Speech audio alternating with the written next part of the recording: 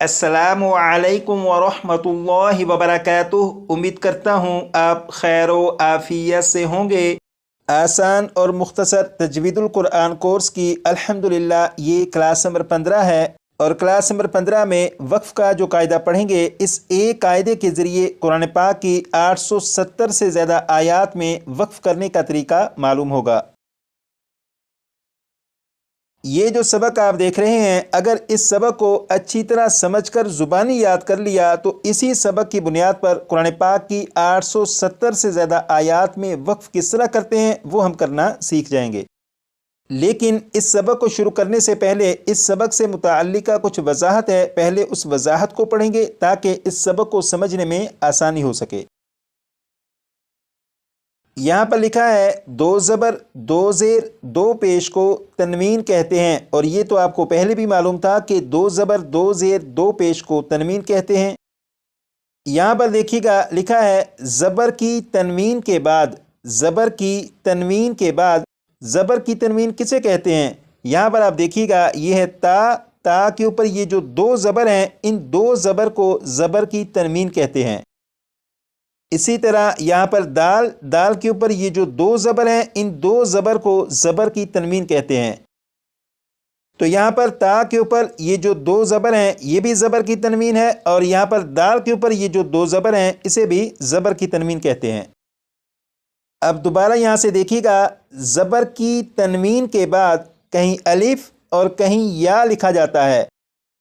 ज़बर की तनवीन के बाद कहीं अलिफ और कहीं या लिखा जाता है। जैसे यहाँ पर आप देखें, यहाँ पर ज़बर की तनवीन है और ज़बर की तनवीन के बाद अलिफ मौजूद है। इसी तरह यहाँ पर भी ज़बर की तनवीन और ज़बर की तनवीन के बाद या मौजूद है।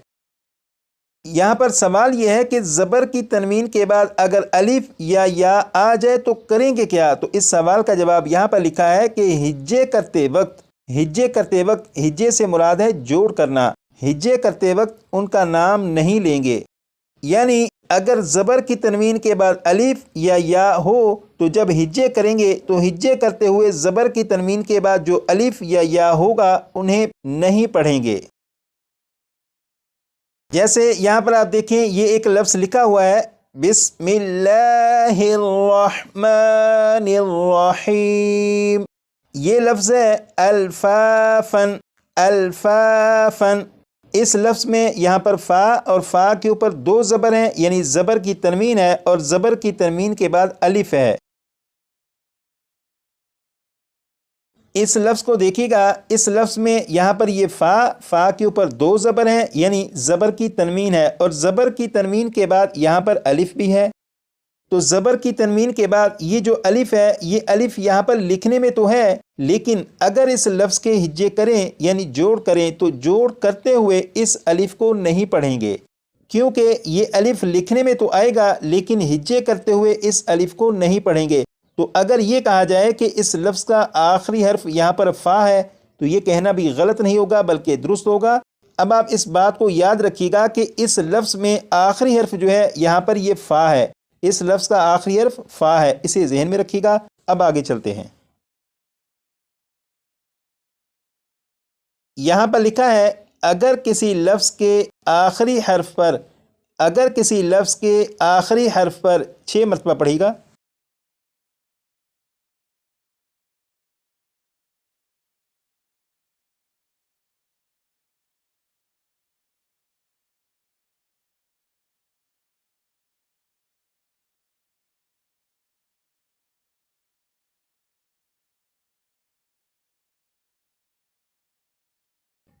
दो ज़बर हों तो, दो ज़बर हों तो 6 मरतबा पढ़ेगा।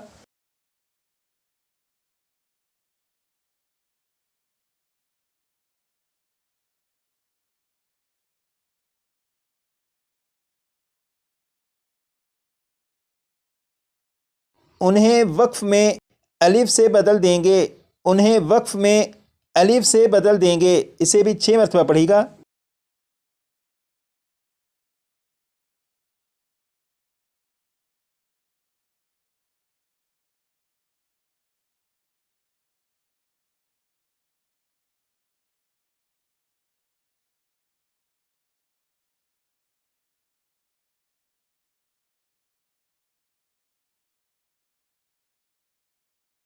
یہاں پر آپ نے پڑھا اگر کسی لفظ کے آخری حرف پر دو زبر ہوں، جیسے یہاں پر آپ دیکھیں یہ جو لفظ ہے اس لفظ میں یہاں پر فا آخری حرف ہے اور فا کے اوپر دو زبر موجود ہیں۔ اب دوبارہ یہاں سے دیکھیے گا، اگر کسی لفظ کے آخری حرف پر دو زبر ہوں تو انہیں وقف میں الف سے بدل دیں گے۔ اس کا مطلب یہ ہے کہ اگر آپ کسی ایسے لفظ کو پڑھیں کہ جس لفظ کے آخری حرف پر دو زبر ہوں تو جب اس لفظ کو وقف کر کے پڑھیں گے تو دو زبر کو الف سے بدل دیں گے۔ جیسے یہ جو لفظ ہے اس لفظ کا آخری حرف فا ہے، فا کے اوپر دو زبر ہیں، یہ لفظ لکھا ہوا ہے الفافن، لیکن جب وقف کریں گے تو وقف میں الفافن نہیں پڑھیں گے بلکہ اسے اس طرح پڑھیں گے الفافا الفافا۔ یہ جو لفظ ہے الفافن اصل لفظ یہی ہے، لیکن جب اسے وقف میں پڑھیں گے تو پھر یہ الفافن نہیں پڑھا جائے گا بلکہ اس طرح پڑھا جائے گا الفافا الفافا۔ یہاں پر آپ دیکھیں یہ پارہ نمبر 30 کا پہلا پیج، یہاں پر یہ جو بلو کلر کے نشانات ہیں یہ ظاہر کر رہے ہیں کہ یہاں پر ان حروف کے اوپر دو زبر ہیں اور انہیں وقف میں الف سے بدل کر پڑھیں گے۔ جیسے اس لفظ کو آپ دیکھیں کہ یہ لکھا ہوا ہے اوتادن اوتادن، یہاں پر دال کے اوپر دو زبر ہیں یعنی زبر کی تنوین ہے، تو جب اسے وقف کر کے پڑھیں گے تو پھر یہ اوتادن نہیں پڑھا جائے گا بلکہ پڑھا جائے گا اوتادا اوتادا والجبال اوتادا والجبال اوتادا۔ اسی طرح اس لفظ کو دیکھیے گا، یہ لفظ ہے لباسن لباسن، یہاں پر سین کے اوپر دو زبر ہیں یعنی زبر کی تنوین ہے، جب اس لفظ کو وقف میں پڑھیں گے تو یہ لفظ لباسن نہیں پڑھا جائے گا بلکہ اسے پڑھیں گے لباسا لباسا۔